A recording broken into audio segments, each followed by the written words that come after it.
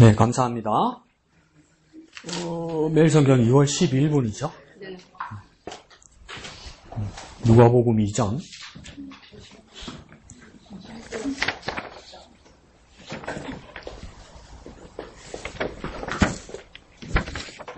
다 찾았죠?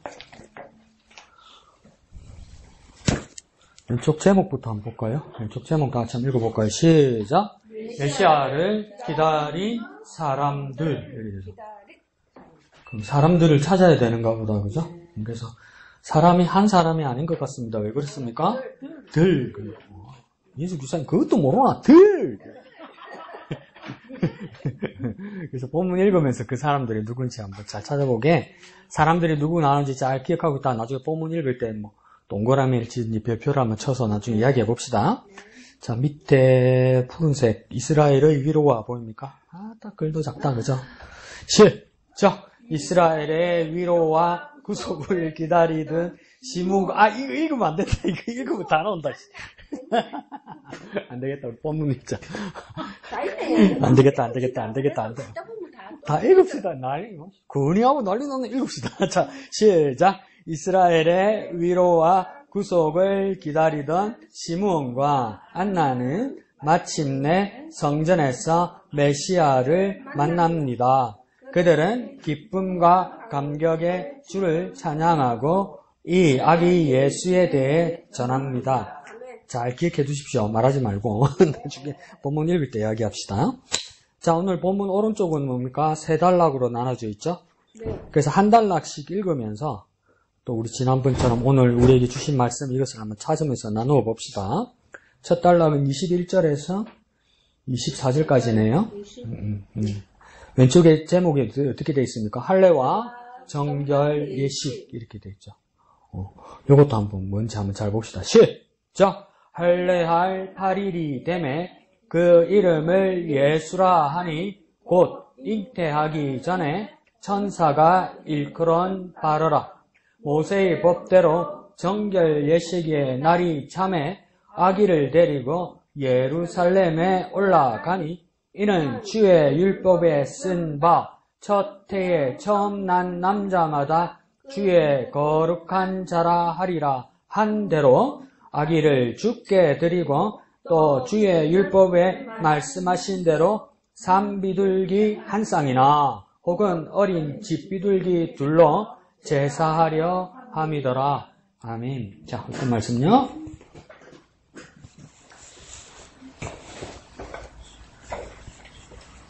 출석도 어디 갔나? 번호 불러야 되겠다. 학교에서 오늘 주번 누구 주번? 예? 자, 미영이 오늘 우리에게 주신 말씀 뭡니까? 주 율법에 말씀하신 대로 상비둘기 한 쌍이나 혹은 어린 집비둘기 둘로 제사하려 함이더라. 또 맨 뒤에지. 네. 자, 왜 그랬습니까?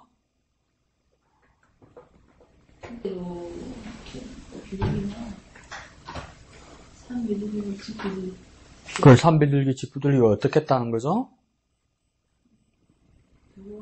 그 내게 주신 말씀, 내 깨달음이 뭐냐고.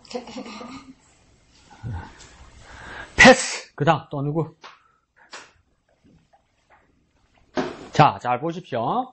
처음 시작할 때 뭐냐면, 할례할 8일이 되네, 이러죠. 할례는 뭡니까? 이스라엘 남자애들만 하는 거다, 그죠? 근데 8일이 되었다는 것은 뭡니까? 태어난 지 8일 만에 남자애가 하나님 앞에서 정결 예식을 한다는 것이겠죠, 그죠?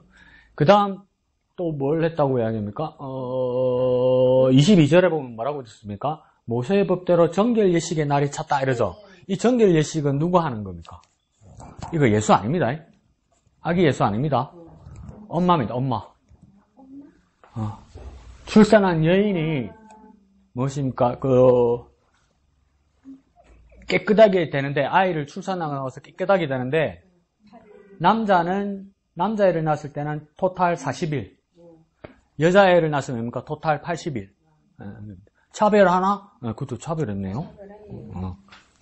근데 우리나라는 뭐 그런 거 아니니까 지금도 그렇게 하는 거야. 그 당시에. 그러니까 이거 예식이 두 가지, 한 날에 지금 아기 할례를 하고 엄마가 정결 예식을 한 게 아니에요. 아기 나고 8일 지나서 할례 의식을 하고 그 다음 또 어떻게 됩니까? 출산한 지 40일이 되어서 마리아가 정결 예식을 했다. 그러니까 성전에 2번 들어간 거죠. 그러면 이 사람들 집이 여기서 100km 떨어진 갈릴리 나사렛인데 어떻게 했을까요? 갔다가 또 오고 갔다가 또 오고. 어휴. 그렇다고 그 예루살렘 가까이에서 어떤 숙소를 두고 기다리기는 또 날짜가 너무 길고, 그죠? 이 또 가난한 사람들이기 때문에 막무가내로 숙소 정하고 아무것도 안 하고 기다릴 수는 없고. 그 머리 좋은 사람은 목사님 무슨 방법이 있었을까요? 너무 깊이 생각하지 말고 무슨 일이 있을까요? 뭐 했을까요? 아니 정답이 아니고 우리 상상. 전에 이 마리아가 또 오니까 쌩 하고 어디 가든가요? 천사 이야기 딱 떠오니까 쌩 하고 어디 가든가요? 네 아는데, 예? 뭐라고요? 뭐야? 성전에 갔다고? 네 아이를 낳을 거다 하니까 주의 여종이 뭐라고? 아들 데리고 예루살렘 올라왔다. 야, 임신했을 때 물어보는데 임신했는데 아기가 어떻게 나오냐? 아이 참 이 언니가 일장에 있을 때 그때 네 아이를 가지게 될 거니까 당신이 여종이니 당신 뜻대로 하십시오. 그러고 나서 쌩 하고 어디 가든가요? 마리아가. 성전 아니라니까. 언니 집에 가잖아. 친척 언니 집에 가잖아. 그 친척 언니 누구? 엘리사벳? 그렇지. 엘리사벳 집에 가잖아요. 엘리사벳 집에. 얼마 있었어요? 석 달. 처음에는 반갑다 나가도, 징그러워. 왜 석 달 만에 나갔냐면요. 가만히 생각해보세요. 그때 만났을 때, 엘리사벳을 만났을 때, 엘리사벳은 임신 6개월이었어요. 예? 그래서 석 달이 있었으면 임신 9개월까지 있었잖아. 더 있을라 했는데 애 나올 때 되니까 간 거야. 진짜 눈치 없어, 말이야. 진짜 눈치 없어, 말이야. 그러니까 이제 나 혼자 상상하는 거예요. 아기 난 지 8일 만에 성전에서 할례를 받았으면, 성전은 어디에 있습니까? 어느 도시에 있습니까? 또 서울 사치, 뭐 또. 뉴욕하고 동경 샀고. 야, 오래간만에 진짜 영화가 웃었다. 자, 내 영화를 웃긴 사람이다, 내가. 자, 성전은 어디 있습니까? 말씀 안에 자꾸 또 한번 해봐라. 예루살렘 있잖아요. 뭐 어디 있겠어? 네. 예루살렘 있잖아요. 그러면 엘리사벳 사가랴의 집은 어디에 있습니까? 어느 도시에 있습니까? 제사장인데 어디 있겠어? 그렇지, 예루살렘이 있지. 그 언니 집에 있었을 수도 있어. 어디 왔다 갔다 할 거예요. 그죠? 내 상상이야, 내 상상. 또 우리 목사님 그라드락 하고 어디가 싸우고 이러지 마십시오. 아무도 모릅니다. 그런데 뭡니까? 그 이름을 어떻게 지었습니까? 예수라 지었다 이러죠. 예수. 금요일도 말씀드렸지만 예수란 이름은 흔한 이름입니다. 그냥 우리나라 치면 철수 이런 말이에요. 그러니까 뭐 수가 이런 것처럼 수기면 정수기, 인수기, 영수기, 미수기 다 치다 보잖아. 네? 네? 그것처럼 뭡니까? 이 예수란 이름도 뭡니까? 그 당시에 이스라엘은 아주 흔한 이름이었습니다. 근데 그 이름의 뜻이 두자로 하면 구원이란 말이에요. 그러니까 이스라엘 사람도 구원을 열망해서 구원아 이렇게 불렀다고요. 하나님이 구원해 주실 날을 고대하면서. 근데 이건 뭡니까? 자기 열망으로 지은 이름이 아니라 뭐랍니까? 천사가 이야기해 줬다고 그죠? 1절 끝에 그죠? 천사가 일컬은 바라. 니는 나를 낳는데 그 아이 이름은 분명히 예수라 써야 된다. 이렇게 했던 거죠. 누구도 그렇게 받았습니까? 사촌형? 이종 사촌형? 그렇죠. 이종 사촌형, 침례 요한도 그렇게 받았죠. 둘이 이종 사촌 지간 되겠죠, 그죠? 먼 이종 사촌. 친자매는 아니라도, 그죠? 친척, 언니, 동생이니까. 그러니까 여러분, 그걸 딱 총수로 가면 생각해보면, 침례 요한이 왜 고민이 안 되겠습니까? 어려서부터 광야에서 지나다가 때가 되어서 하나님 말씀을 선포하고 회개하는 침례를 베풀고 있는데, 니한테 메시아 그리스도가 와서 니한테 침례 받을 거다. 그러면서 하늘에서 소리가 해서 이는 내 사랑하는 자를 기뻐하는 자라 하면서 침례원이 세상 죄를 지고는 하나님 은혜 얘기다 이렇게까지 했는데 나중에 감옥에 갇히고 나다 보니까 침례원이 진짜 죄가 그리스도라고? 고민 안 되겠어요? 고민되죠. 안 그렇겠어요? 그리고 우리 인간적으로 생각해 봅시다. 아니 우리 이종 사촌 동생 저 친구 예수가 그리스도라고? 그러고 나면 내가 침례원이면 어떤 마음이 들겠습니까? 나는요, 밥도 제대로 못 먹고 살았어요. 절제하고 자중하고 하나님 앞에 경건하고 건전하게 산다고 뭐만 먹었다고요? 메뚜기하고 석청만 먹었다고 얘기해요. 그러니까 메뚜기하고 그 산에서 나는 꿀 같은 걸 긁어가지고 먹은 거예요. 그러니까 제대로 못 먹었죠. 옷도 뭡니까? 그냥 가죽띠 메고, 그러니까 뭐 옷 갈아입고 이것도 못 하잖아요. 그렇게까지 했는데 자기는 오실 분을 예비하는 사람이고, 그 다음, 그러니까 자기의 6개월 어린 사촌 동생 예수라는 사람이 그리스도면 여러분이 침례 요한이면 어떤 마음 들겠습니까? 또 인간적으로 너무 착해가지고 상상이 안 되는구나. 여러분은 나 같은 그런 생각이죠. 그럼 난 더 고생했는데, 그죠? 이쯤에서는 떨떠름하다. 목사님 그렇게 생각하면 안 되지 사람이. 하나님 정하는 대로지 뭘. 그러니까 나는 그런 생각이 드네요. 난 내가 더 고생했는데. 네. 그런데도 그러니까 이 일들이 하나님의 뜻을 따라 다 이루어져 가는 겁니다, 이게. 그리고 우리 이야기 같이 나눴죠. 24절에 여인이 이제 마리아가 정결 의식을 하란다 해서 재물을 뭐로 가져갔습니까? 그러니까 잠깐만요. 해석은 뒤에 하고. 자, 뭘 가져갔다고요? 어린 비둘기. 그러니까 확실히 어떤 비둘기인지는 모르겠어요. 그죠? 근데 비둘기는 맞다 이 말이죠. 그죠? 산비둘기 한 쌍이나 집비둘기 한 쌍을 가져가야 되는데, 그래서 우리가 금요일날 이야기 나눴듯이 왜 이 사람들이 비둘기를 가지고 갔을까? 원래는 뭡니까? 이 정결례를 할 때 옵션이 두 가지가 있었다. 그죠? 산비둘기 외에 원래는 뭘 해야 되는 겁니까? 뭘 바쳐야 됩니까? 뭐라고? 수정? 순양? 양이죠, 양. 맞죠, 양. 원래는 양을 바쳐야 되죠. 왼쪽에 써 있니, 미영아? 근데 어떻게 알았어? 목사님, 날 뭘로 보고? 원래 알고 있는 거예요, 목사님. 아이고, 똑똑하다, 좋다. 자, 그래서 원래는 양이나, 뭡니까? 비둘기를 바칠 수 있는데, 양이나 비둘기 옵션을 둘로 나눈 것은 무엇입니까? 경제적으로 괜찮은 사람들, 일반인들은 원래는 양으로 바쳐야 된다. 근데 어려운 사람들은 뭐합니까? 비둘기로 바쳐도 된다, 이랬던 거예요. 그럼 마리아가 비둘기를 바쳤다는 것은 마리아의 집 형편이 아주 가난했다, 이거죠. 어렵다는 것이죠. 그래서 그러면 예수님은요, 가난하고 어려운 집안에 하나님의 아들로 오신 겁니다. 우리 같은 경우는 하나님의 아들이 이 세상에 오신다면 좀 있는 집안에 오면 안 되나? 그죠? 그런 생각 되지 않겠어요? 대우받고 왕으로 오신다면 그럼 왕궁에서 나야지. 아브라함과 다윗의 자손이라며, 왕족이라며. 왕족인데 지금 왜 이러고 있냐 이거죠. 근데 그것도 이상하지 않습니까? 예수님이 유다 지파잖아요. 유다 지파. 여호수아 때 유다 지파는 뭡니까? 그 예루살렘 근처에 땅을 할당 받았잖아요. 유다 지파. 근데 지금 요셉 아버지 집은 지금 어디 있습니까? 갈릴리? 나사렛. 그 어딘데? 우리나라로 치면 환경북도예요. 환경북도 쫙 끝이요. 그러면 유다 지파의 땅이 아니잖아요. 근데 왜 거기에 갔을까 할 때 추정하기를 어떤 일이 있었다냐면 유다 지파 사람들이 독립운동을 하다가 쫓겨가가지고 거기 숨어 있는 거라고 여기 일부가. 그러니까 고향 떠나서 정말 힘들게 사는 거예요. 그러니까 원래 요셉 집안 원래 직업도 원래는 목수가 아니었을 거예요. 근데 나중에 호구지책을 하려고 늦게 배운 거란 말이죠. 그렇게 가난했던 사람이란 말이에요. 근데 예수님이 그 가난한 집안에 태어나셨다는 겁니까? 낮은 데로 임하셔서 누구나 만날 수 있는 하나님의 이름입니까? 예수란 걸 이야기해 주는 거예요. 높은 데 왕궁에서 났으면 빛도 나고 멋있고 권위도 생기긴 할 건데 우리하고는 해당이 안 된단 말이에요. 우리하고는. 감히 우리를 만나주겠어요? 민주사회에서 4년짜리 국회의원, 5년짜리 대통령도 내가 찍어주셔도 한 번도 안 만나주는데 안 그래요?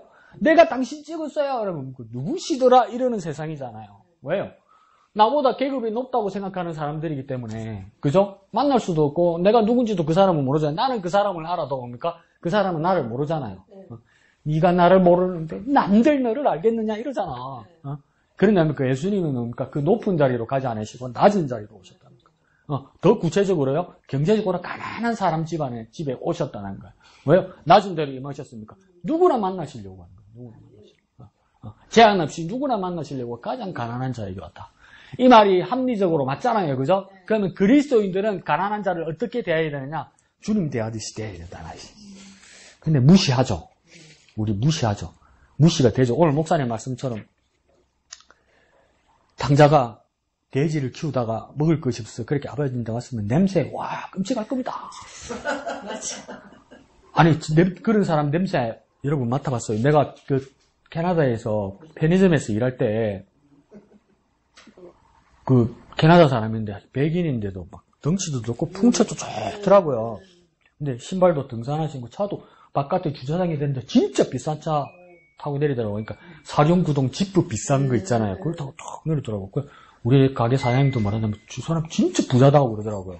딱 들어오는데 내가 미치겠는 거예요. 살다 그런 냄새를 맡아본 적이 없어요. 내가 너무 놀랐어요. 근데 펴내면 안 되잖아요. 숨이 안 쉬시는데 뭐. 그러니까 나중에 돼지 키우는 사람이야. 돼지. 그러니까 돼지 그 오물 치우고 뭐 이런 거 신발 같은데 다 묻어 있잖아요. 뭐 옷에 겨울이니까 더 두꺼운 거 많이 빼고. 오, 나는 냄새가 그렇게 그러니까 막 쏘고 독하다는 걸 넘어서서 막 토할 것 같더라고 집사님. 토할 것 같더라고요.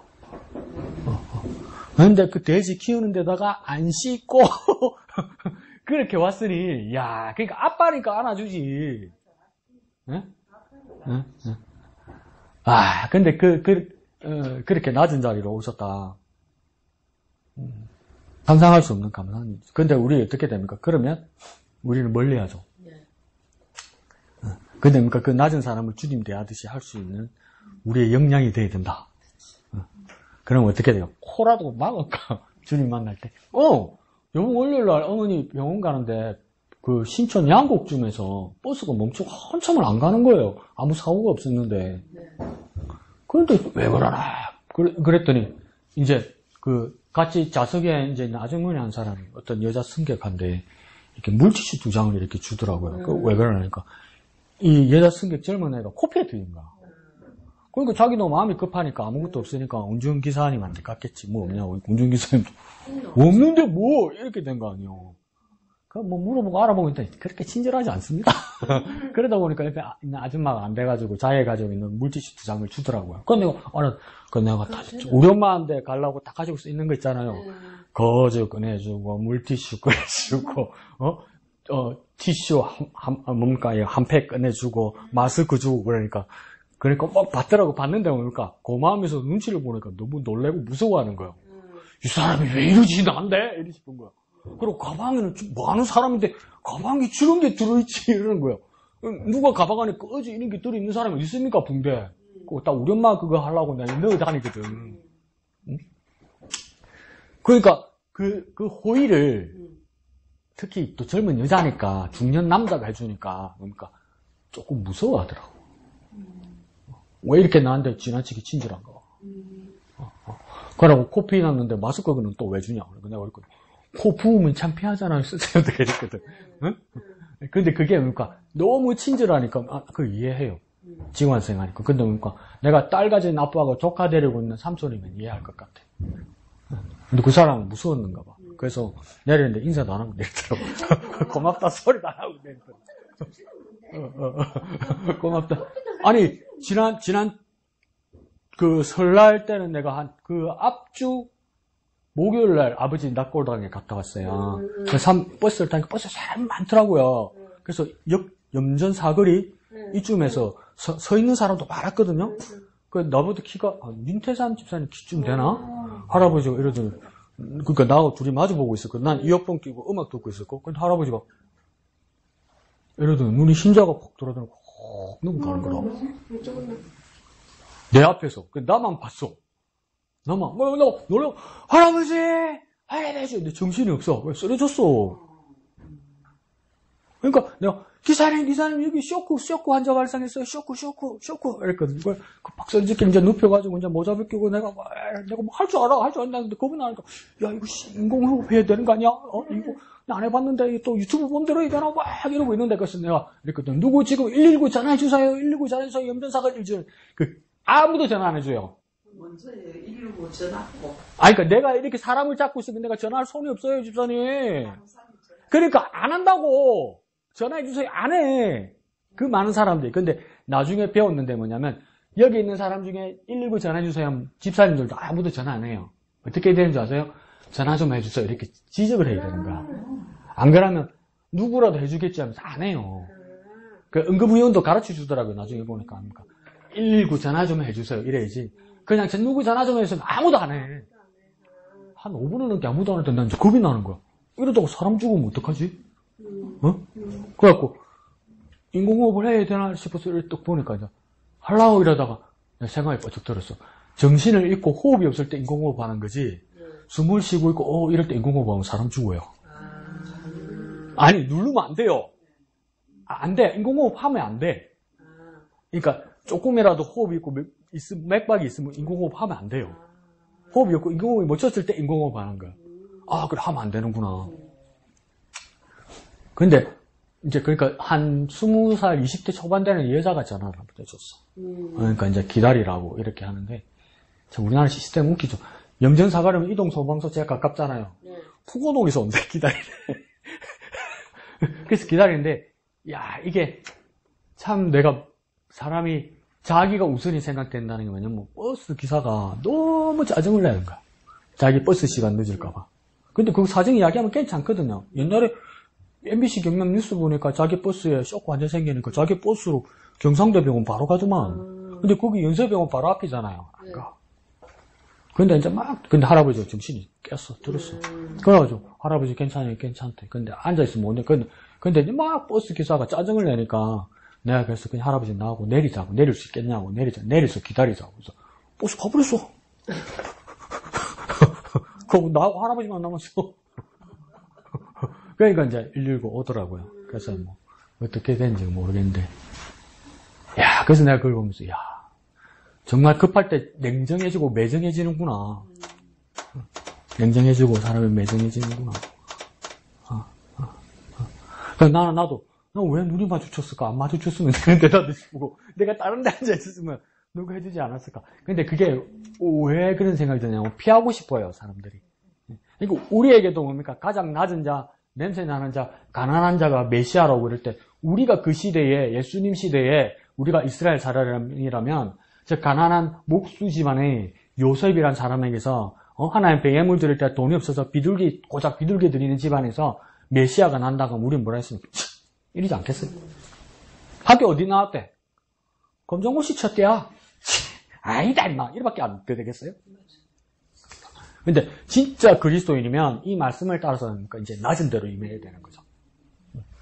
가장 낮은 대로 임해야 되는 거죠. 그러니까 나를 통해서 그리스도를 보는 거죠. 가장 낮은 사람.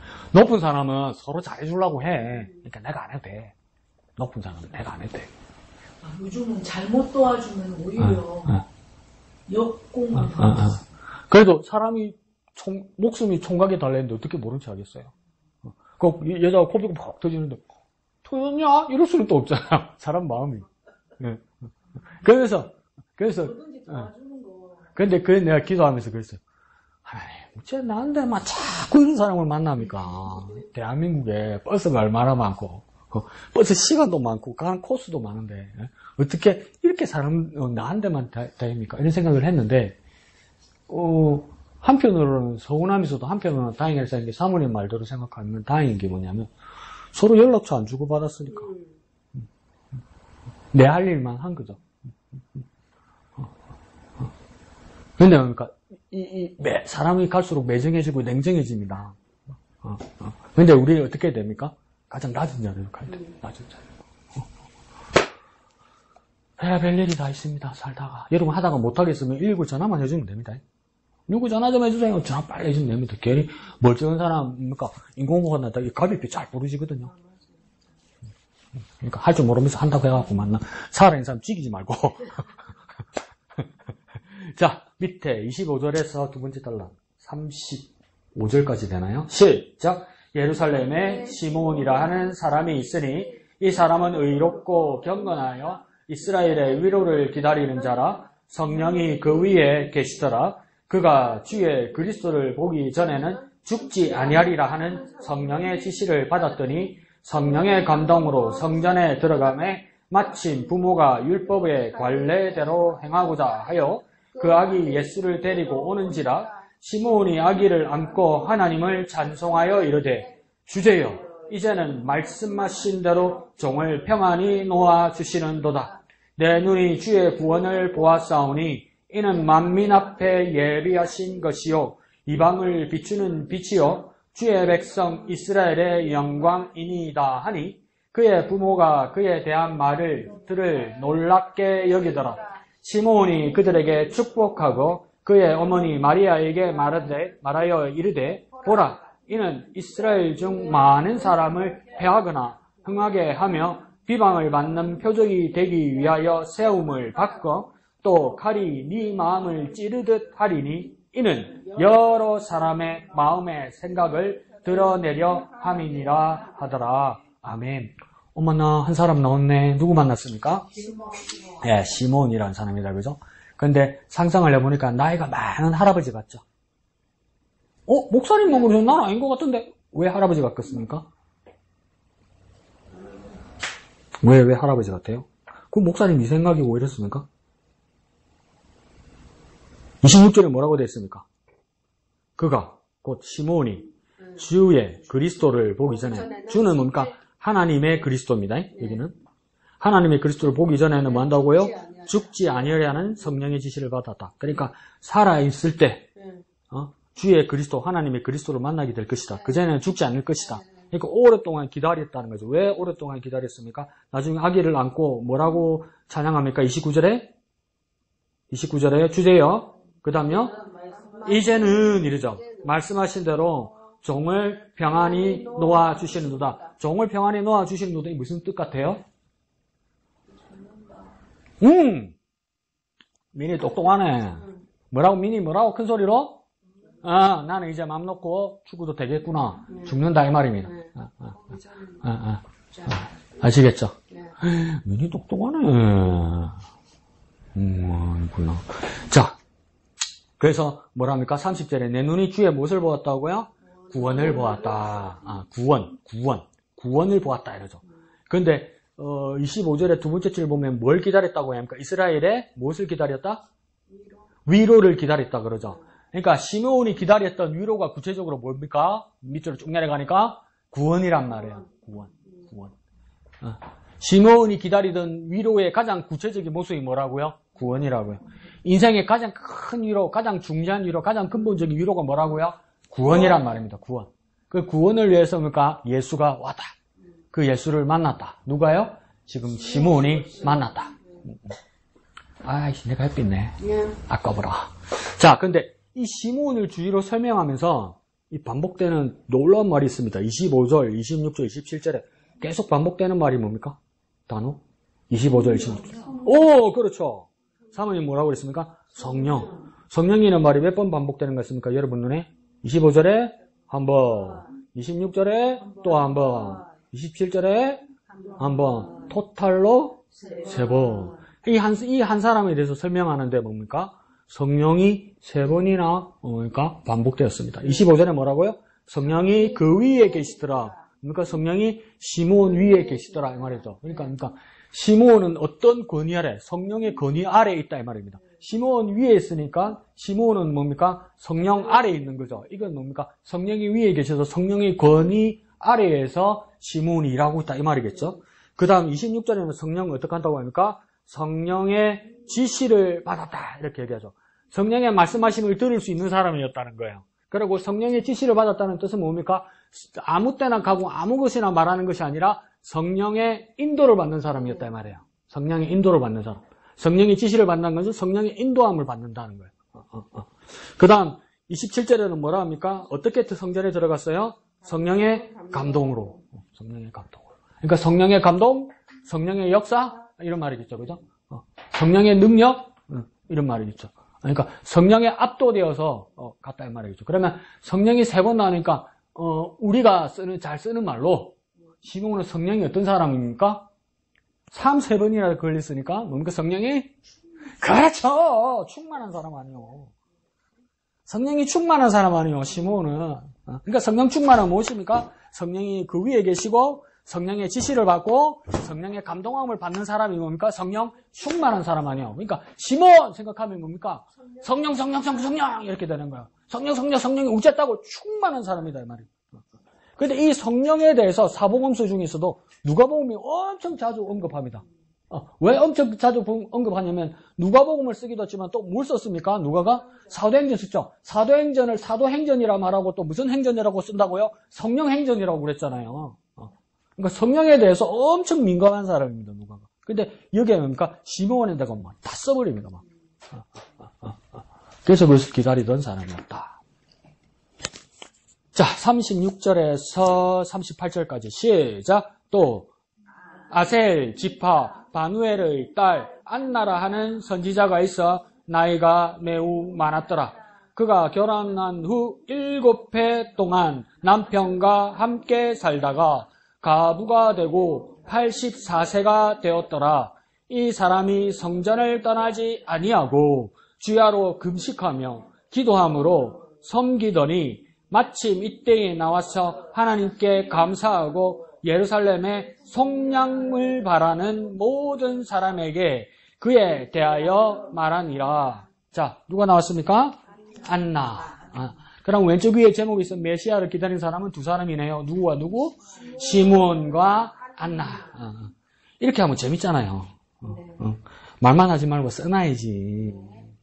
말만 하면 뭡니까? 수요일 가서 물어보면 기억나겠습니까? 만날 내한테 눈 똑바로 뜨고 있나? 목사님, 우리 할아버지 이름도 모르는데 혀도 안 닿는 사람 내가 이름을 알아야 되겠습니까?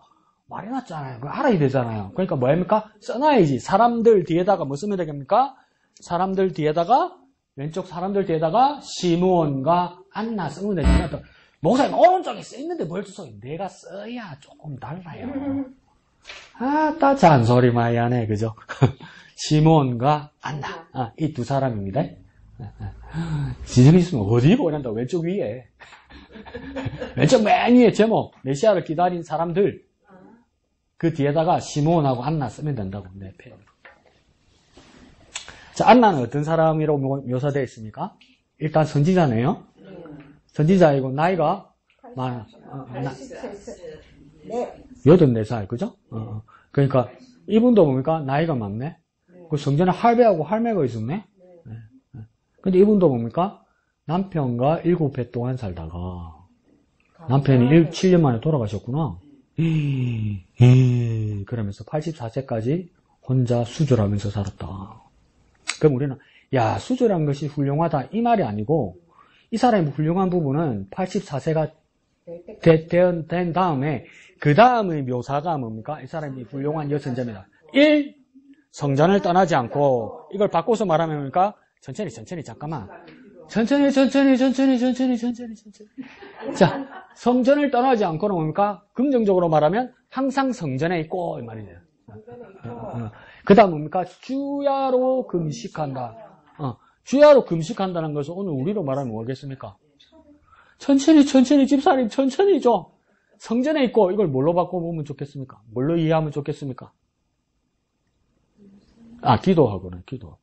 금식하고는 금식하고. 금식하고는 뭘로 쓰면 좋겠습니까? 절제. 섬기는 건 좀 맨 뒤에 있으니까 집사님 천천히. 절제했다는 절제. 그 다음 뭐 했다고요? 당연히 기도했다는 거죠. 기도.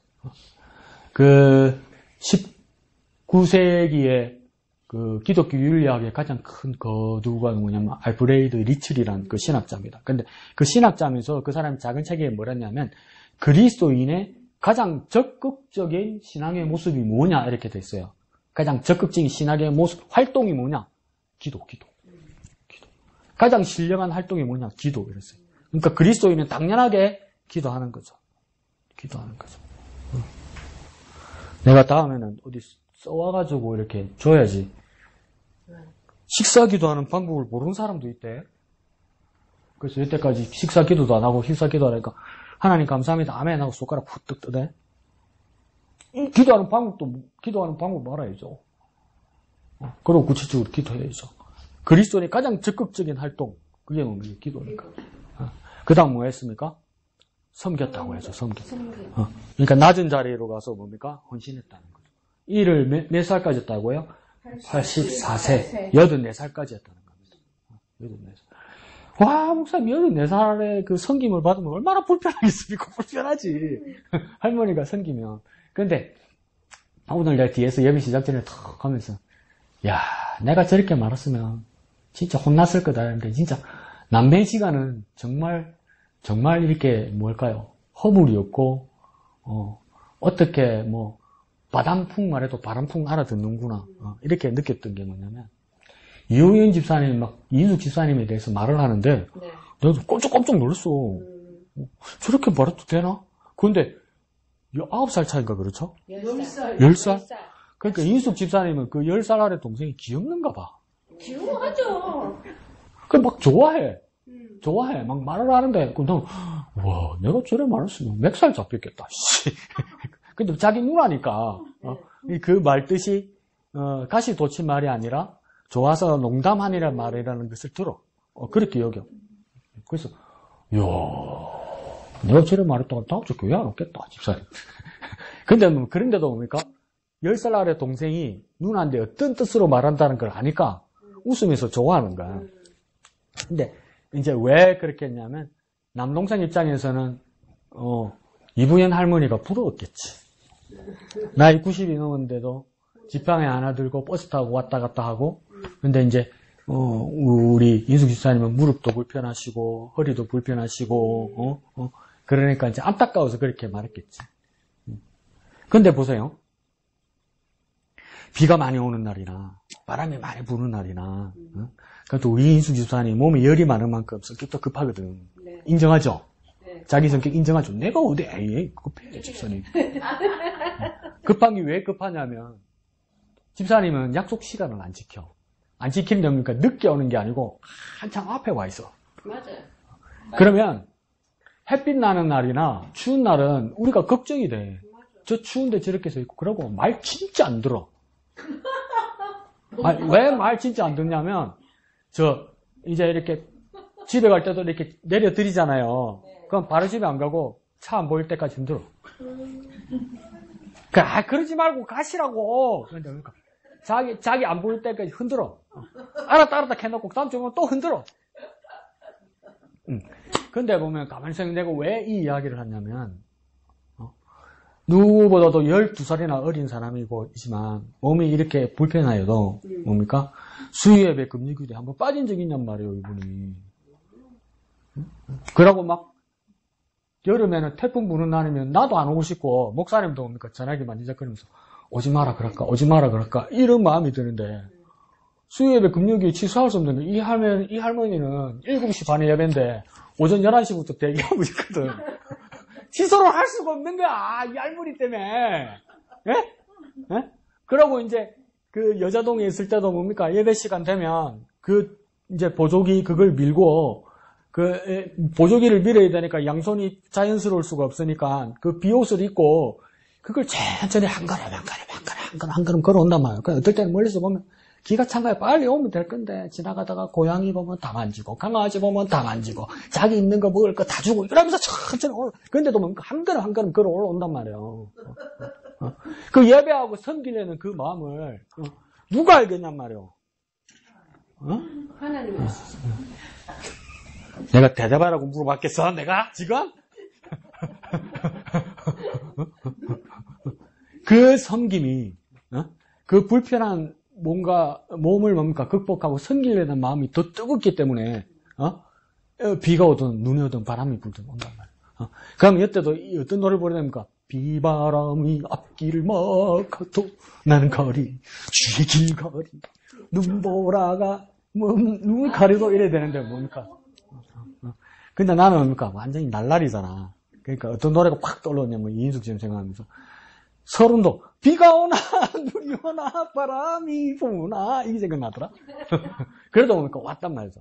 그러니까 지금 이 여선지 안나도 뭐 어떻습니까? 나이가 이렇게 되었는데도 뭡니까? 성전에 오는 것을 게을리하거나 예사로 생각하지 않고 뭡니까? 항상 성전에 있어서 섬기는 일을 최선을 다했단 말이에요. 내가 나이 드니까 이제 쉬어야 되겠다. 그렇게 하지 않고 뭡니까? 섬기는 일에 최선을 다했단 말이에요. 그러니까 나이가 더 들고 뭐 아프고 건강하고 이게 중요한 게 아니죠. 더 귀하죠. 내가 아픔에도 불구하고, 그럼에도 불구하고 내가 섬기는 것이 중요하다. 지금 이래 가야지 또 집에 갈 때 버스 타면서 눈 똑바로 치면서 그래 대답하면 은혜 다 떨어집니다. 목사님 수요일 금요일에도 교회 하지 안 가면 심심해서 미칩니다. 이런 말 하면 안 됩니다. 내가 주님을 섬기는 마음이 간절해서 왔다. 그런 모습입니까? 안나에게 있는 것처럼 우리도 그렇게 본받는 자. 아픔과 불편한 몸에도 불구하고 뭡니까? 주님께 기도하고 주님께 예배하는 마음으로 온단 말이에요. 안나에게도 그런 모습이 있었던 거. 그러니까 안나가 뭘 만났다고 하니까 38절에 뭡니까? 하나님께 감사하고 예루살렘 무엇을 바라는 사람? 속량을 바라는 모든 사람에게 그에 대해서 아기 예수에 대해서 말했다잖아요. 그러니까 하나님을 섬기고 항상 성전에 있던 사람이다 보니까 뭡니까? 모든 사람들이 그냥 지나쳐도 가난한 이 집안의 사람들에 대해서 그냥 왔는가 보다, 예배하러 왔는가 보다, 제사하러 왔는가 보다 그렇게 지나치지 않고 항상 금식하며 기도하며 절제하며 하나님 앞에 나와 있었기 때문에 이 사람만 유일하게 무엇입니까? 이스라엘과 예루살렘과 온 인류의 속량을 하러 온 자라는 것을 딱 보게 됐다는 거예요. 그러니까 항상 준비돼서 기도하고 항상 예배하기 때문 아니에요. 떠나지 않았으면 성전에서 잤어요? 그럴 가능성이 많죠. 사모님 그 왜 큰 교회들 있잖아요. 그 보면 거기서 먹고 사는 사람들 있잖아요. 그리고 성전이 성전 이렇게 구조 같은 거 얘기할 때 보면 성전이 현관, 성소, 지성소 여기에 있는 것이 아니라 각 주에 보면 주랑 같은 거 있고 방들이 있다고 이야기했죠.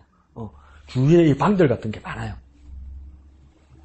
그리고 이슬람 모스크 같은 경우에도 이슬람 교도들은 모스크에 그냥 가면 이렇게 절하러 가면 이슬람 교도들 먹을 게 그렇게 많아요. 식사가 그렇게 많아요. 그럼 이 어디서 나오냔 말이에요. 이슬람 교도들 중에 사업하는 부자들 있죠. 식사 때가 되면 무조건 갖다 줘요.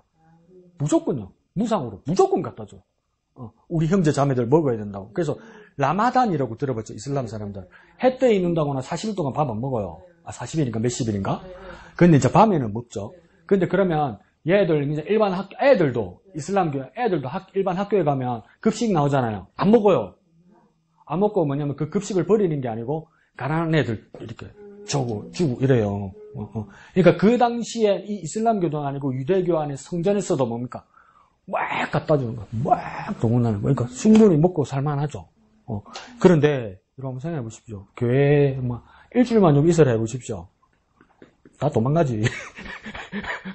먹을 거 주고 자는 거 제보면 도망가지.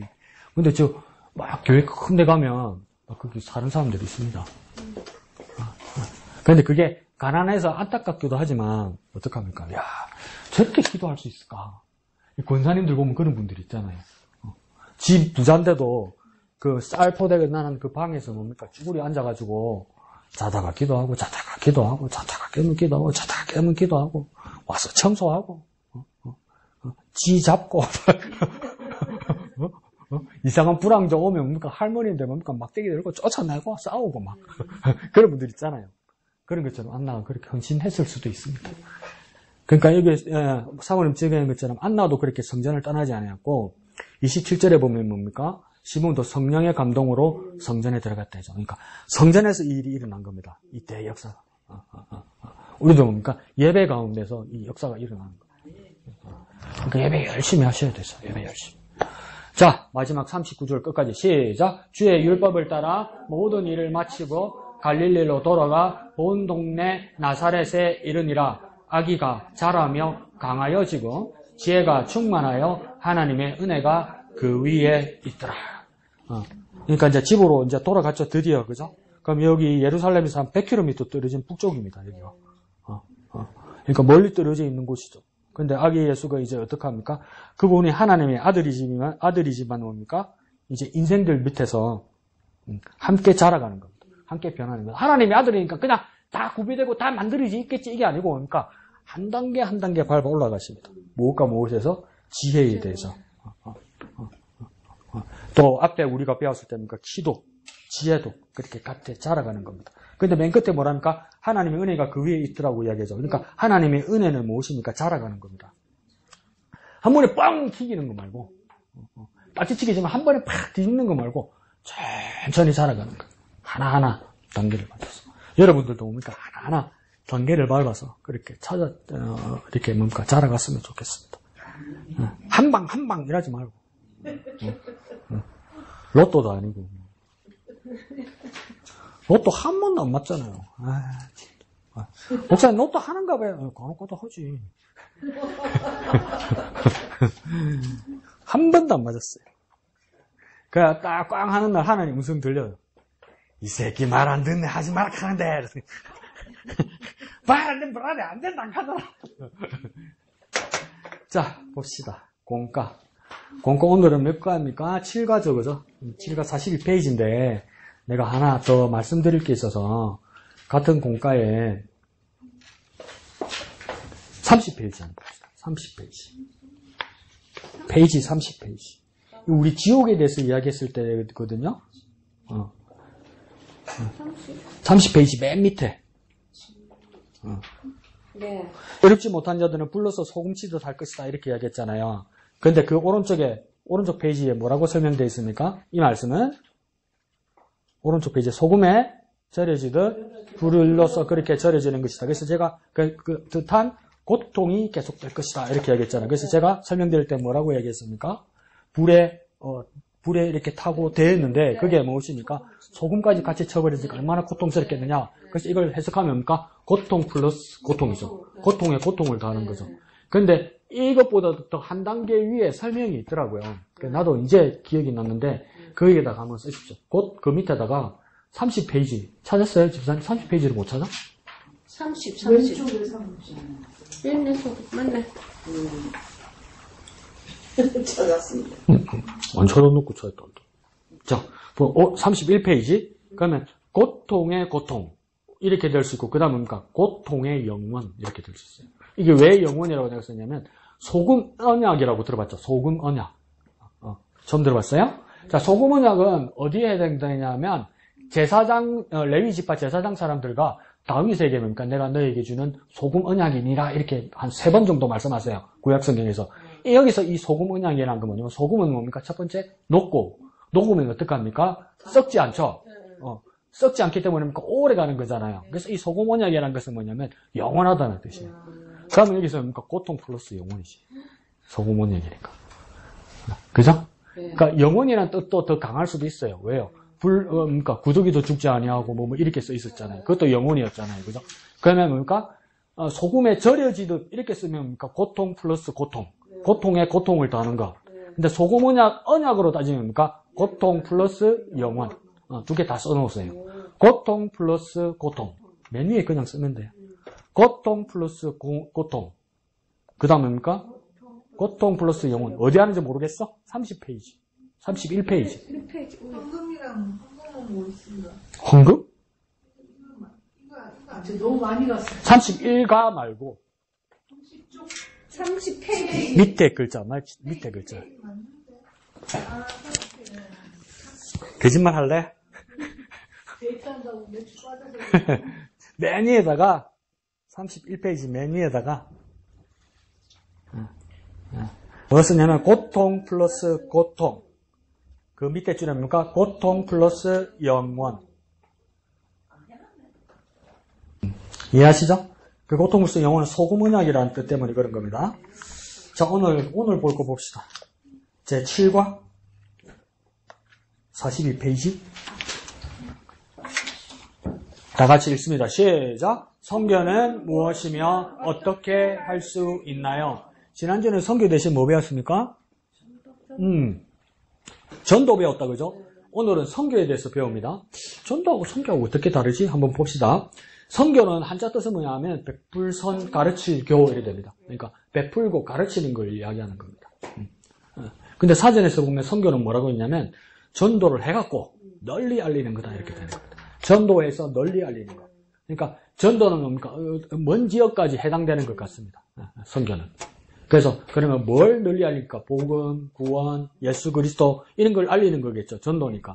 근데 전도하고 다른 건 복음, 구원, 예수 그리스도와 더불어 더 이상의 것들을 주는 것을 말합니다. 더 이상의 것들.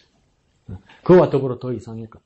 뭔지 한번 봅시다. 중심구절 시작. 보내심을 받지 아니하였으면 어찌 전파하리요? 기록된 바 아름답도다. 좋은 소식을 전하는 자들의 발이여함과 같으니라. 어디 동그라미 치냐면 맨 앞에 보내심. 쭉 따라가면 뭡니까? 전파하리요 돼 있죠. 그죠? 전파 동그라미. 두 번째 줄에는 뭡니까? 좋은 소식 동그라미. 쭉 따라가면 뭐냐면 발. 그럼 뭐 쳤습니까? 보내심. 그 다음, 전파. 두 번째 줄은요, 좋은 소식. 그 다음요, 발. 자, 선교가 무엇이냐면, 첫 번째, 보내심을 받는 거다. 이걸 뭡니까? 두 자로 파송한다는 거죠, 파송. 파송받는 걸 이야기하는 겁니다. 파송받는 거. 그 다음 뭡니까? 이번은 뭡니까? 전파죠, 전파. 뭘 전파하겠습니까? 복음 전파. 복음 전파. 그러니까, 파송과 복음 전파의 일이 있는 것이 뭡니까? 선교입니다. 그러면, 복음 전파라고 해버리네요, 내가. 그죠? 그러니까, 무엇을 전파한다 할 때 두 번째 줄에 뭘 전파하는 겁니까? 좋은 소식. 좋은 소식을, 한국어고, 한자어로 이걸 두 자로 하면 뭡니까? 소리, 음자, 맨 밑에 들어가고, 예, 뭡니까? 복음. 볶음 말고, 복음. 볶음 아니고, 복음. 순볶음 교회가 아니고, 순복음 교회. 그렇죠? 볶음이 아니고 복음. 기억하나? 네. 그래서 이 복음인데, 그러니까 이 복음을 한국말로 하면 좋은 소식 이렇게 되는 거죠. 그래서 그러니까 유앙겔리조 이랬잖아요. 근데 이 좋은 소식을 전하는 자들의 뭐라고 네 번째 절 씁니까? 발을 왜 내가 쳤다면 선교와 전도는 뭐냐고 활동입니다. 활동. 사역이고 헌신이고 구체적인 움직임입니다. 구체적으로 움직여야 일이 일어나는 겁니다. 이동하고 움직이고 구체적으로 행동을 하고 실천을 해야 이 선교의 역사가 일어난다 이 말입니다. 그래서 중요한 게 뭡니까? 발입니다. 발. 자, 밑에 중심 주제. 선교는 두 가지로 얘기합니다. 선교는 복음을 전하는 행위일 뿐만 아니라 복음 전하기 위한 모든 활동이다. 그러니까 뭡니까? 행위이고 활동이다. 이렇게 하는 거죠. 근데 어떤 행위냐? 구체적으로 첫 번째 가장 기본적인 것, 복음 전하는 것이고, 그러니까 복음 전하는 것은 기본적으로 뜻이 뭡니까? 전도겠죠. 근데 선교는 이와 더불어 두 번째 뭐 해야 됩니까? 그 위에 하는 모든 활동. 그러니까 여러 활동들이 있다 이 말입니다. 복음 전도 외에도 여러 활동들이 있는 것이 선교다. 그러니까 이 여러 활동들은 뭘 위해서 하는 겁니까? 그래도 복음 전도를 위해서 하는 겁니다. 여러 가지 활동들이 뭡니까? 복음 전도를 위해서 하는 활동이다. 그럼 먼저 한번 봅시다. 네. 자, 밑에 여는 말 1866년 9월 5일 조선시대겠죠? 조선의 땅에 예수 외치다가 성경식 전달하다가 죽은 사람이 있다. 그 사람 이름이 뭐라고요? 로버트, 저메인, 토마스 이런 데입니까? 그냥 우리 보통 그렇게 합니다. 토마스 선교사. 몇 살에 죽었습니까? 27살 되기 전에 죽었습니다. 자, 그래서 뭡니까? 죽으면서 이 사람이 뭐 했다고 이야기를 하냐면, 죽으면서 그러니까 성경책을 들고 가서 복음을 전하려 했는데 여건이 안 되는 거예요. 막 죽이는 거예요. 그래서 자기도 죽게 됐어. 그래서 그러니까 성경책 빡 던지고 누구 받는 거만 보고 죽었어. 근데 채치량인 사람이 뭡니까? 이거 뭐고? 이러고 죽었어. 한글 성경이라고. 싹 개상망측한 이야기야. 근데 이걸 던진 사람은 죽었어. 근데 이걸 내가 가지고 있다가 큰일 날 것 같아. 그래서 누구한테 줬다고 이야기합니까? 영문주사. 그러니까 양반 관리한테 뭡니까? 박영식에게 무슨 책인지도 모르고 줬다는 거예요. 근데 지금 그거 우리 보는 그 성경도 뭡니까? 얇은데 아주 그 질기죠. 그걸 이제 뭐라면 인디안 페이퍼라고 이야기하는 인디안 페이퍼. 그 정도로 이렇게 고급 종이에요. 그게 얇은 이 책이.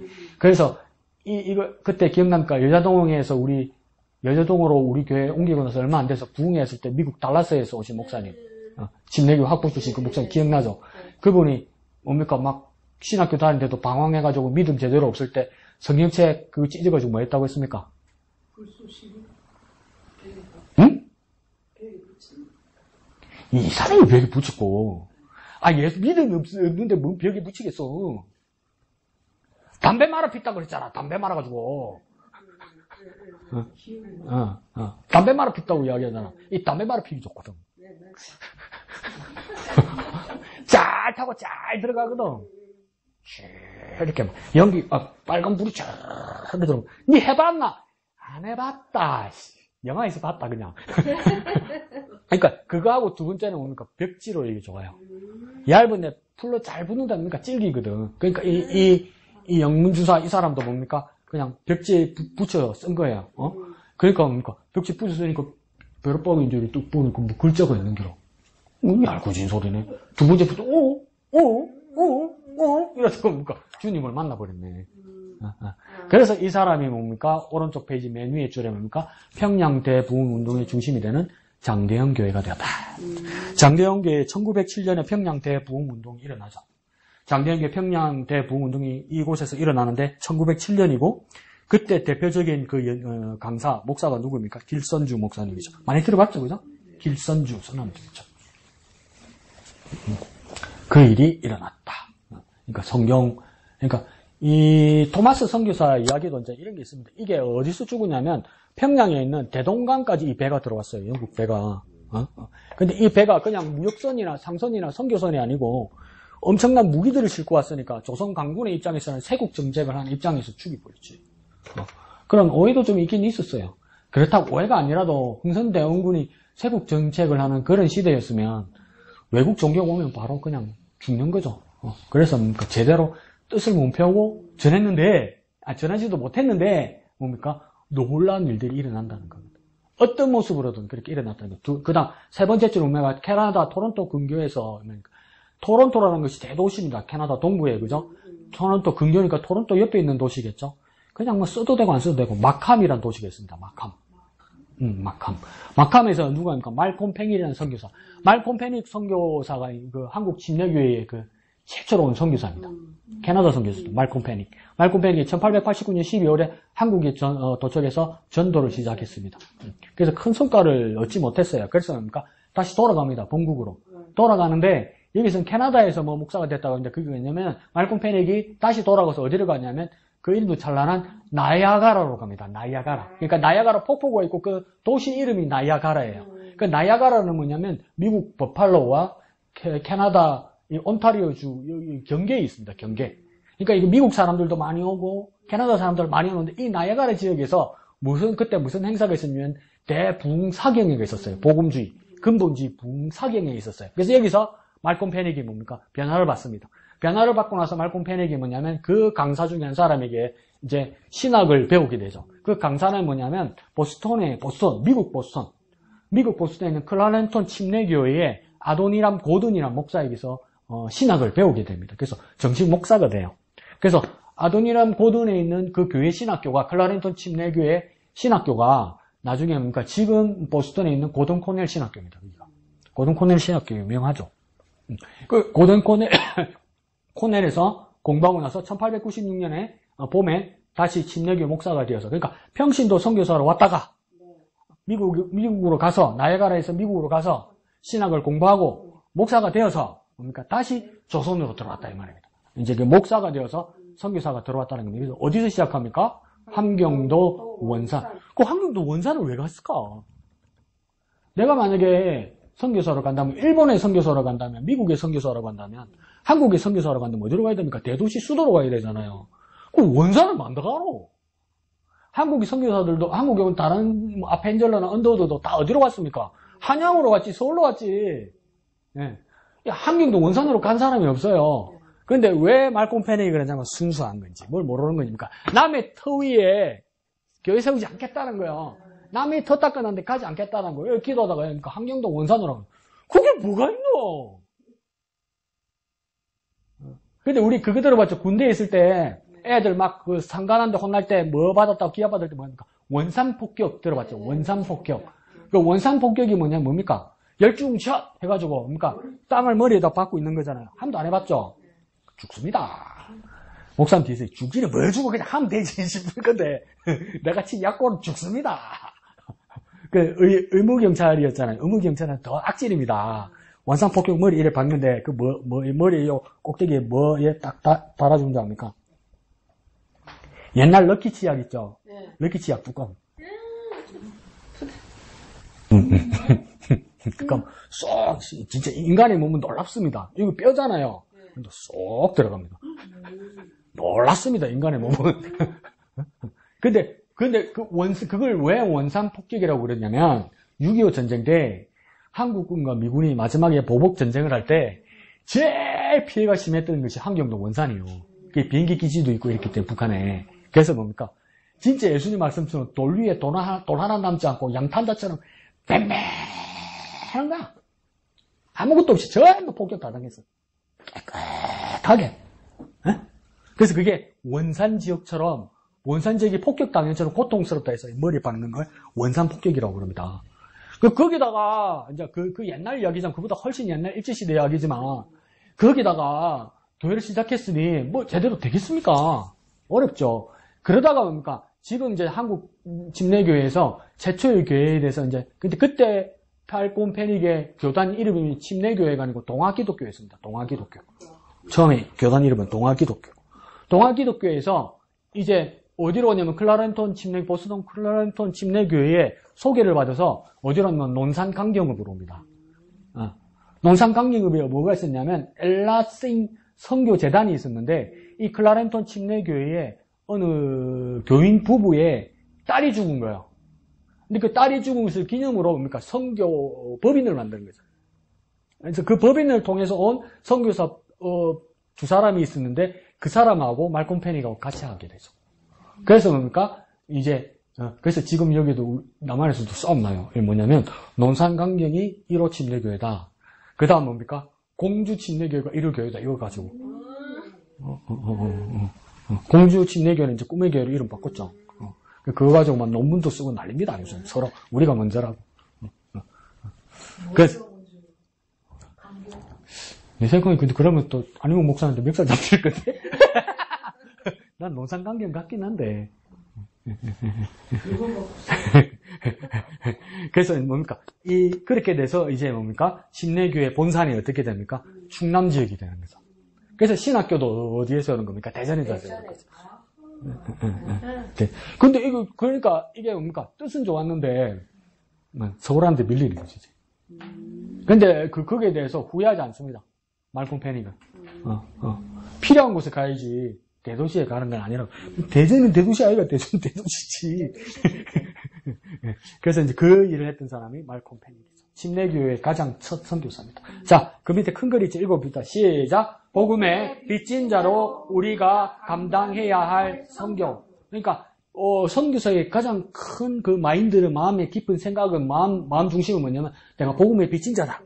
이게 바울이 이야기한 거죠. 그죠? 복음의 빚진 자다. 우리가 그러니까 선교받은 우리다. 이 말. 우리도 그러니까 선교받아서 예수 믿게 되었다는 거죠. 누가 보내서 선교받아서 예수 믿게 됐다는. 그러니까 빚진 자니까 뭐 해야 됩니까? 빚을 갚아야 되죠. 갚아야 될 때 내게 준 사람에게 빚을 갚는 게 아니고 선교의 빚은 뭡니까? 또 다른 사람에게 줌으로써 갚는 일을 해야 된다는 거예요. 그래서 우리가 감당해야 될 거라는 거예요. 그러니까 선교는 뭡니까? 채무이행입니다. 채무이행. 채무이행을 받은 사람에게 주는 것이 아니라 그 다음 사람에게.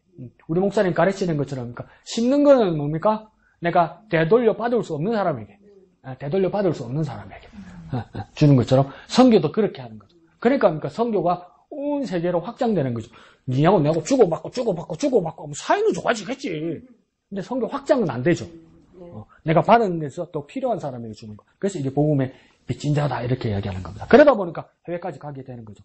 자, 밑으로 쭉 내려가다 보면 그래서 바울 사도도 보입니까? 하나, 둘, 셋, 넷, 다섯 번째 줄이네요. 그래서 바울 사도는 뭐라고 했다고요? 전파하는 자가 없이 어찌 들으리요? 이랬죠. 전파 들으리요. 이렇게 다 줄치입니까?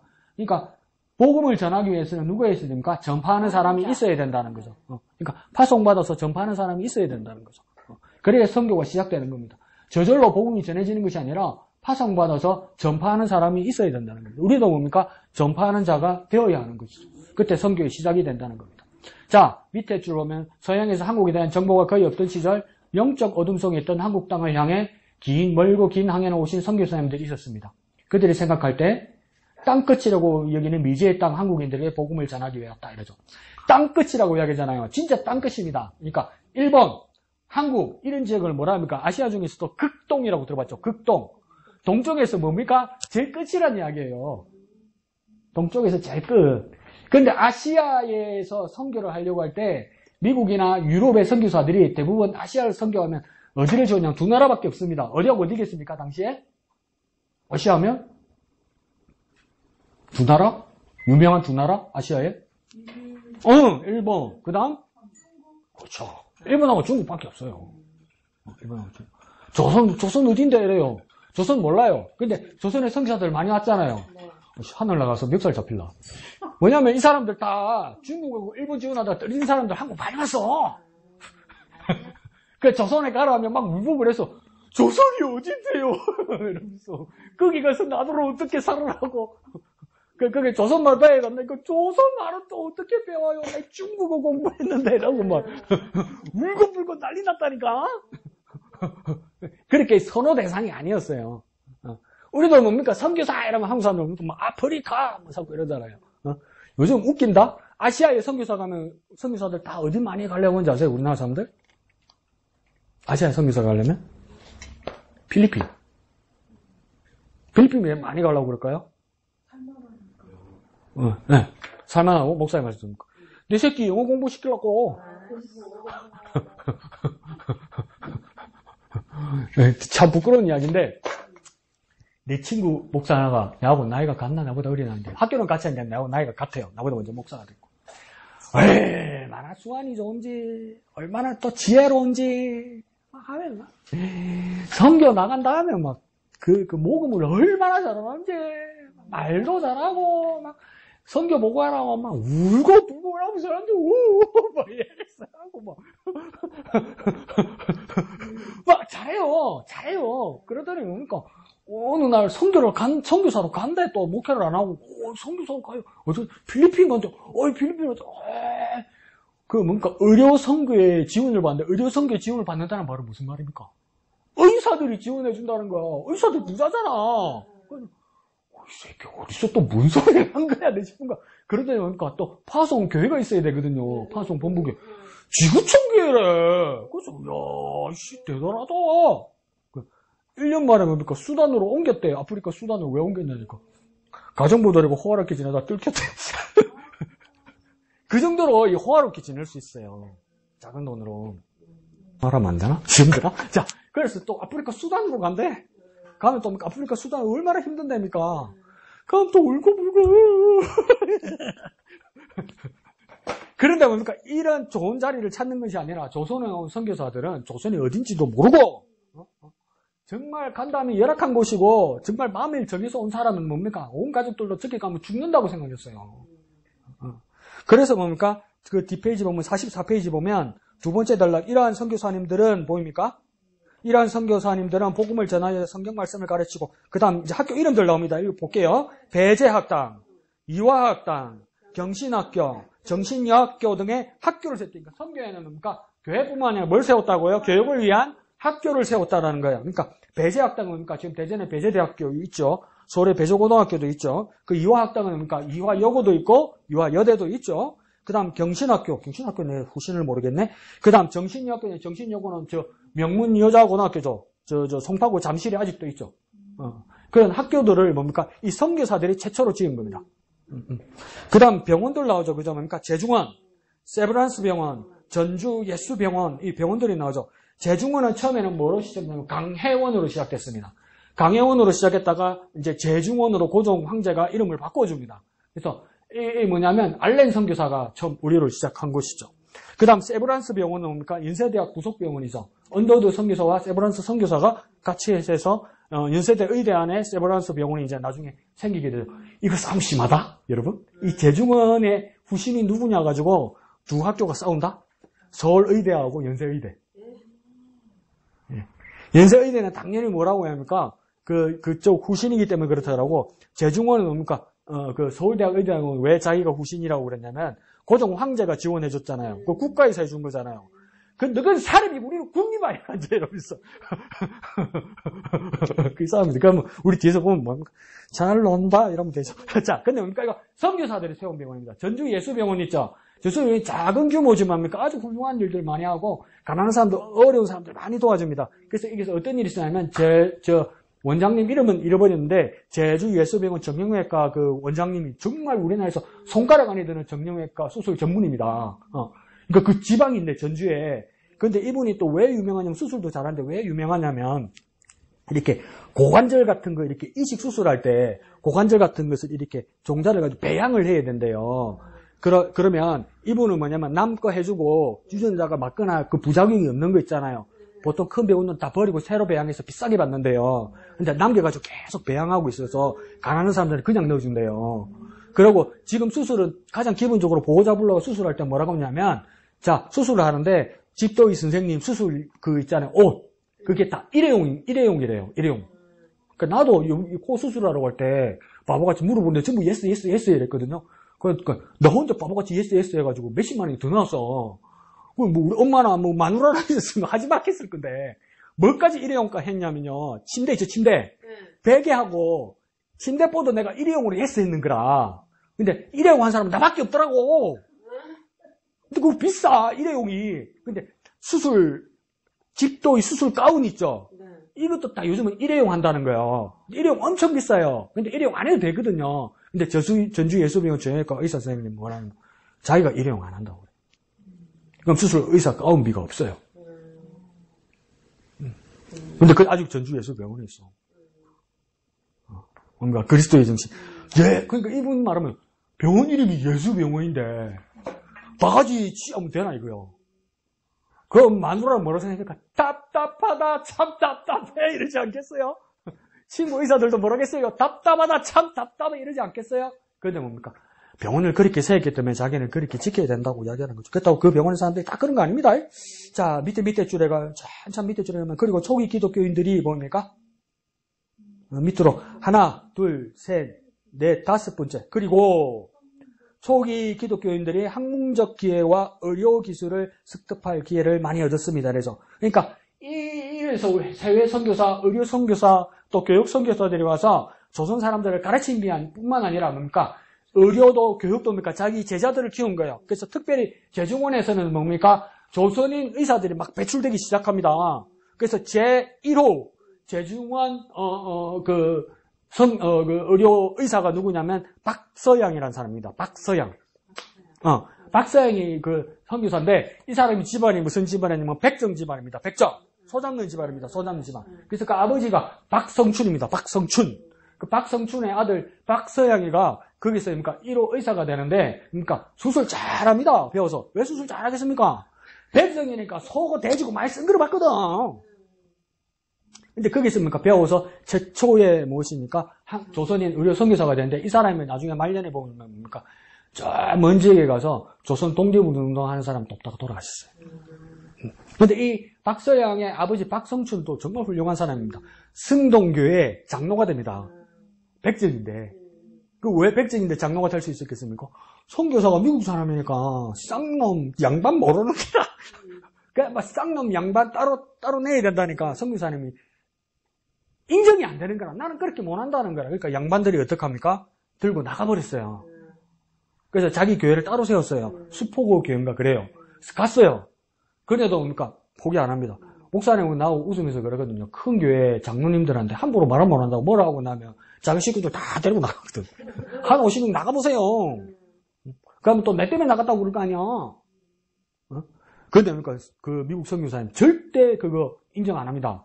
그래서 뭡니까? 뭐 때문에 반기를 또 양반이 크게 들었냐면 백정 박성춘이를 갖다 장로를 세웠는 거라. 그러니까 양반이 뭡니까? 장로님 나 못하겠다는 거라. 그래서 수포구의 교회를 세웠어요. 그런데 뭡니까? 하나님 살아계십니다. 왜 그랬습니까? 양반 수포구의 교회 뿌리 나쁜 새끼다. 교회가 없어졌어. 하루아침에. 그런데 뭡니까? 승동교회 백정 장로님 집사들이 뭡니까? 우리 교회 오세요. 이렇게 했습니다. 이 뭡니까? 이 박서양 의사의 아버지 박성춘 장로가 그렇게 했습니다. 네. 놀랍죠? 선교에서 이 놀라운 일들이 일어나는 거예요. 자, 밑으로 내려가면요. 선교사님의 수고와 헌신으로 한국교회는 잘 성장했습니다. 그래서 우리나라 곳곳에 교회가 세워졌습니다. 그리고 밑에입니까? 놀라운 부흥도 경험했습니다. 그래서.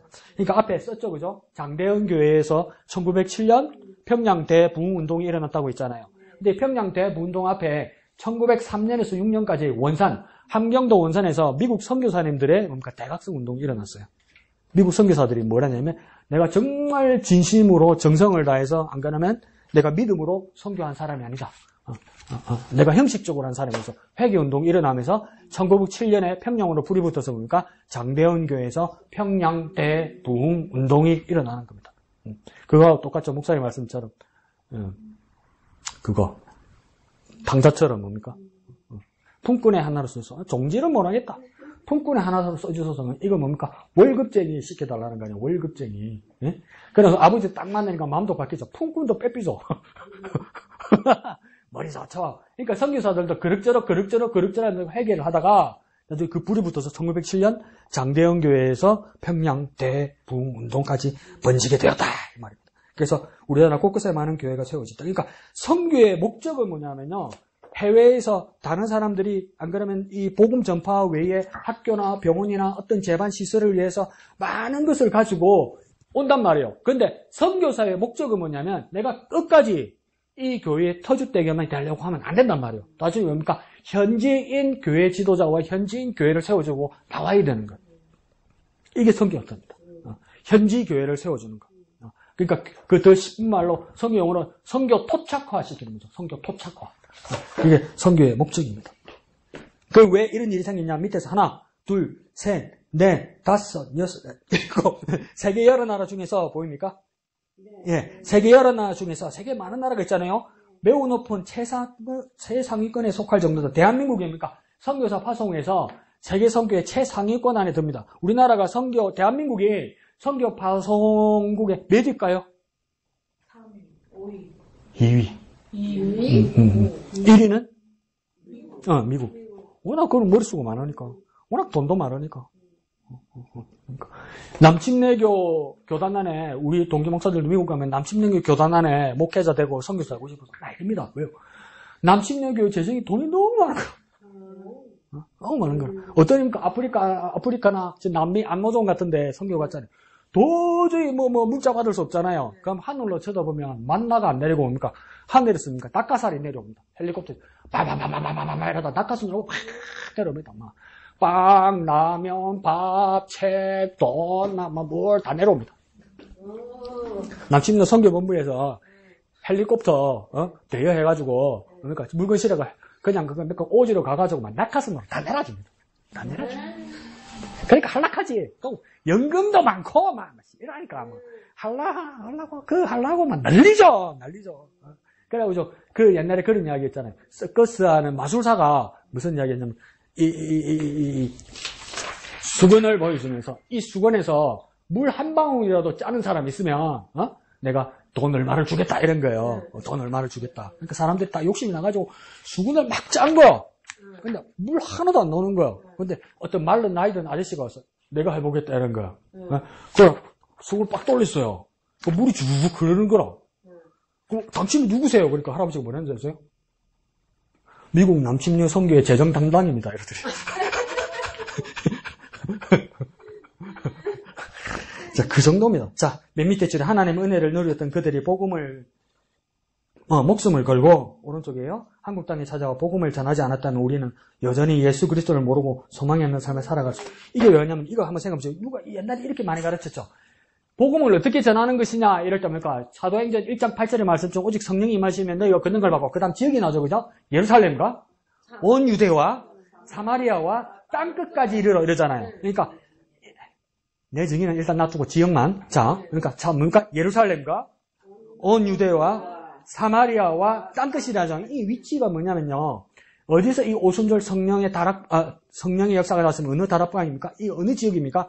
예루살렘, 성전이 있는 예루살렘이었단 말이에요. 여기서 성령 운동이 시작됐단 말이에요. 다락방에서.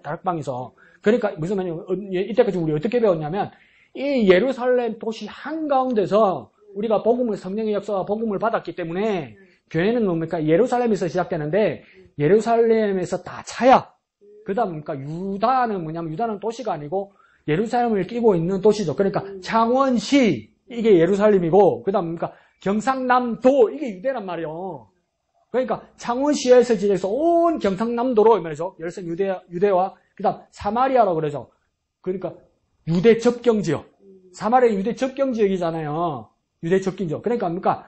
우리 집, 우리 동네, 그 다음 우리 이웃, 그 다음에 온 땅, 온 세계로 복음이 전환되는 것이다. 그래서 우리한테 만나면 뭐라고 가르칩니까? 너 그 집안이나 잘해라. 너 그 교회나 잘해라. 너 그 동네나 잘해라. 그것도 못하는 게 어딜 나간다고 이러잖아요. 그 말이 맞는 것 같잖아요. 우리 가정에 복음화가 먼저 시작되고 우리 이웃들에게 복음을 전하고 우리 지역에 복음이 꽉 차고 나서야 그 다음 뭡니까? 우리 이웃들과 온 나라와 온 세계로 복음을 전하는 거다. 그래서 차곡차곡 쌓아서 가는 거라고 그렇게 말했잖아요. 그렇게 말하면요. 아무도 선교 못합니다. 성경에서도 보세요. 예루살렘에서 복음이 꽉 차서 유대로 넘어가고 사마리아로 넘어가고 온 땅으로 갔나요? 핍박받다가 도망갔잖아. 그 예루살렘에 교회가 몇 개 있어요? 없잖아요. 이렇게 관광지밖에 없잖아. 교회가 몇 개 있다고 이야기해봤자. 그렇게 했으면 조선에 뭡니까? 선교사가 올 수도 없고 우리는 복음을 받을 수도 없었어요. 어떤 마음으로 선교하는 게 뭐야? 앞에서 제목에서 배운 것처럼 복음의 빚진 자로서 정말 필요한 사람에게 내가 가난하고 내가 힘듦에도 불구하고 들고 가는 게 뭡니까? 선교란 말이야. 그러니까 그거 잘 알아야 되는데 착착착 이렇게 가는 거 아니다. 뭐라 샀노 이러죠. 자, 그래서 이게 어떤 일이 있었냐면 이 부산에 가면 부산진 교회라고 들어봤죠. 부산진. 부산진은 알겠는데 그 교회는 예, 부산진 교회라고 했어요. 이 부산진 교회 처음 목사가 누구냐면 호주에서 온 데이비슨인가? 데이비스 목사가 이 부산진 교회의 첫 번째 목사로 쳐요. 근데 왜 그러냐면 이분도 호주의 선교사인데 이분도 뭡니까? 기도하면서 어떤 응답을 받았다고 자기를 믿었냐면 중국에 선교사로 간다. 중국에 선교사로 간다. 이런 거. 그런데 중국 선교사 신청했다가 떨어졌어. 얼마나 실망했겠어요. 슬퍼하면서 막 기도하다가 조선이라는 나라 이야기를 들었어요. 그래서 조선에 선교사를 간다고 신청을 하니까 그 선교 본부에서 뭐냐면 돈 안 준다고 그러대. 왜 돈 안 줘? 우리는 조선이란 나라를 모른다. 그게 나한테 사기치지 마라. 무슨 조선 같은 소리 하고 있노? 이렇게 된 거예요. 그래서 뭡니까? 이 데이비스 선교사가 자기 청년들과 함께 기도를 하다가 청년들이 뭐냐면 우리가 모아서 선교헌금을 모아서 당신 도와줄게. 그래서 이 사람이 조선으로 왔어요. 그래서 조선으로 왔으면 자기가 부산에 이 복음을 전하려고 해도 그러니까 이거 뭐 창신중고등학교 이런 거 다 호주 선교사들이 지은 거예요. 그러니까 경남 지역 호주 선교사들 장로회에서 지은 거예요. 그래서 데이비스 선교사가 처음에 한국말을 배워드리니까 서울로 왔단 말이에요. 서울에 와서 한국말을 한 달을 배웠어요. 배우면서 이제 뭡니까? 이제 부산으로 내려오는 거예요. 부산으로 내려오는데 뭡니까? 부산으로 내려오는데 한 달 걸리는 거예요. 한 달 그냥 내려오다가 뭐가 걸렸습니까? 전염병이 걸려요. 이 얼굴지는 게 무슨 병이? 천년도. 천연두가 걸린 거예요. 천연두가. 그래서 뭡니까? 부산에 겨우 도착했어요. 도착했어요? 죽었어요. 아무것도 못했죠. 죽었어요. 그러니까 전염병 천연두로 죽었으니까 조선 사람도 누가 그 장례 치러주려고 하겠습니까?